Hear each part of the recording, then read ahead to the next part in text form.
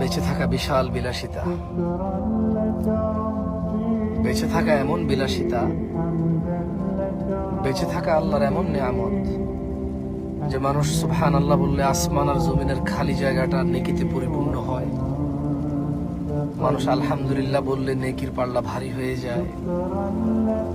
বেঁচে থেকে মানুষ আল্লাহুম্মা সাল্লি আলা মুহাম্মাদ দুরূদ পড়লে 10টা নেকি হয়, 10টা গুনাহ ক্ষমা হয়, মর্যাদা বৃদ্ধি হয়,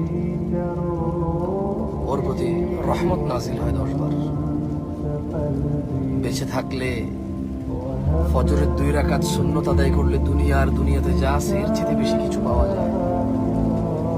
বেঁচে থাকলে ফজরে 2, জোহরে 6, মাগরিবে 2, ইশায় 2, মোট 12 রাকাত সুন্নতে মুআক্কাদা পড়লে আল্লাহ সুবহানাহু ওয়া তাআলা জান্নাতে ঘর তৈরি করবে। যে ব্যক্তি প্রতিদিন 12 রাকাত সুন্নত আদায় করবে তার জন্য আল্লাহ একটা করে ঘর নির্মাণ করবে। সুবহানাল্লাহ।